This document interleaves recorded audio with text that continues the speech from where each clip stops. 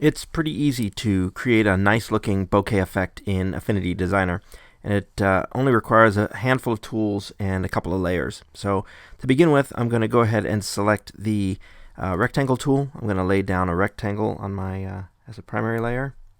You can see I've already got a gradient selected, so I've set it up with 3 colors. So the darkest here is red 1, green 0, blue 17. My middle color is going to be 0, 24, 71.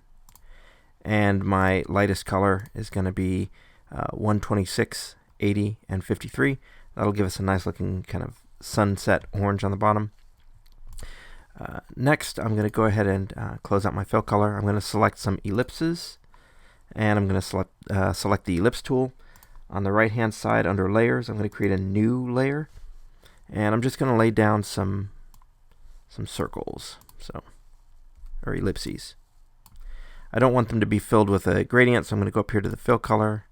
I'm going to select color, and then I'm going to just pick a color off of here. Now for this color, I'm going to pick something kind of a light yellow, and I'm going to close that out. I'm going to position this, so I'm going to copy.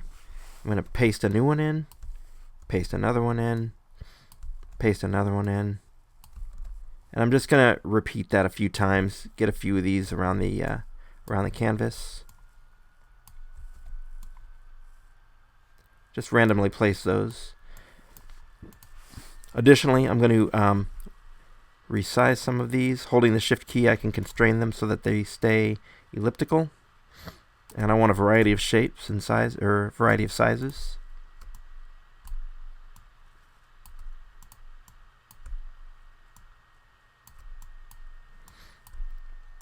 Some bigger, some smaller. Actually, I want to balance this out a little better. I'll select another one of these, copy paste.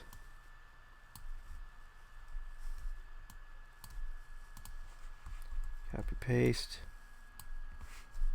Again, holding the Shift key just to constrain my size. That looks pretty good, actually. I'm going to go ahead and select all of these. I'm going to copy them and paste them. And I'm going to right-click on one of the items. I'm going to use the transform flip horizontal so that we can flip it. And I'm going to just kind of tweak that just a little bit. Again, this time because we've got a group, I'm going to hold down the Alt key just to constrain the scaling of these. Now this looks a little bit symmetrical, so I'm going to go ahead and expand that. I'm going to select the object that I want to move, kind of move these around so they're a little bit more random looking. A little bit of overlap is fine. We do want some of these shapes to overlap a little bit.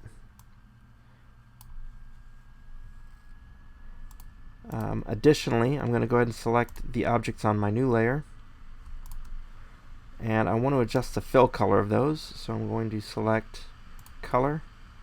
I'm going to pick that color chip, and I actually want to make those kind of a light pink color. And you could repeat this as many times as you want for the different colors that you need. Now, again, with these shapes selected, I'm going to go ahead and change this to add. I'm going to add an effect, an outer glow. I want that to be add as well. Give that a radius of, I think 5 to 10 pixels is probably pretty good. I'm going to go ahead and bring that down probably to 7. Intensity,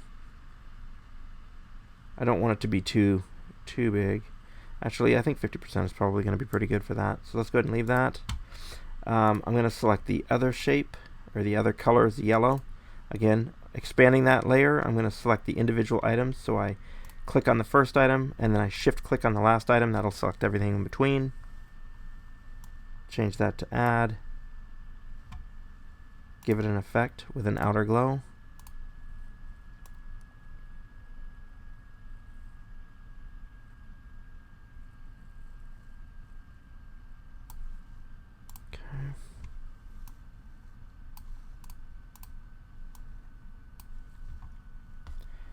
Alright, so we've got our first layer done. Actually, I want to bring these down to about 75%, I believe, of opacity.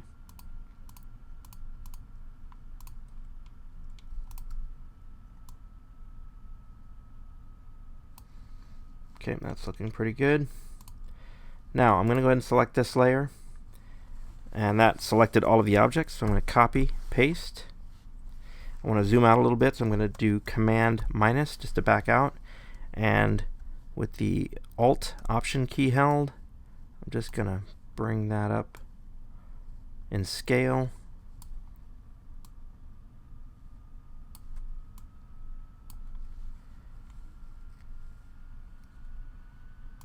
I'm going to do the same thing with the yellow. Copy, paste, holding the Option key, Alt key. Go ahead and bring that up. You can kind of, let's go ahead and flip that. So I'm going to right click on it, transform, flip horizontal, position that. That actually looks pretty good. Okay, I'm going to add an effect now just to the layer. I'm going to add a Gaussian blur.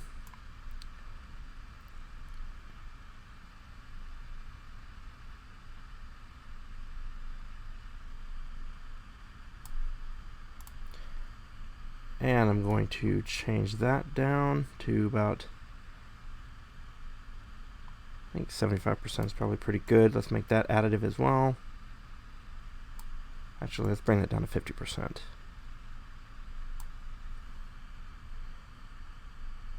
And for our new pink layer, that's not the one. This one on top is. Let's go ahead and do the same thing with that. Bring it down to about 50%. Make it additive. Give it a Gaussian blur with the effects.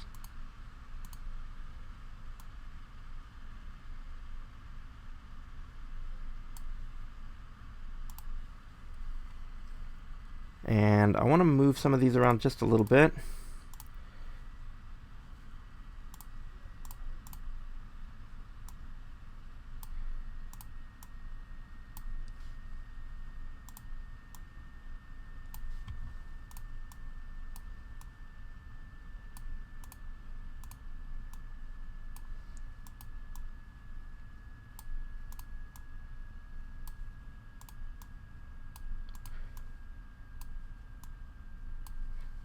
Some of my original layers are looking just a little bit sharp, so I'm going to go ahead and select those and just give those a little bit of Gaussian blur. So I'm going to select Effects, Gaussian blur.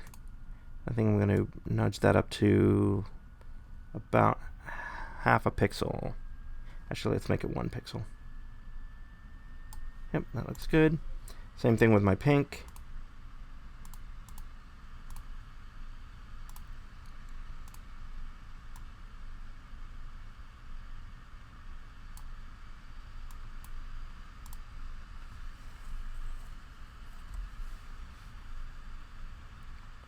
And at least on that pink layer, I can see that my my outlines are not looking right. So I'm going to adjust that.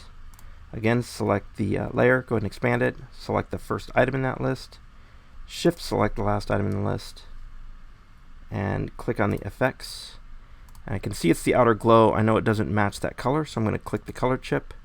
Use the eyedropper just to select pink. And that's probably going to be too dark.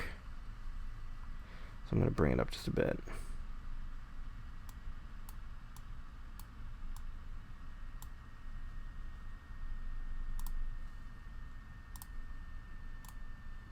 And that actually looks a lot better.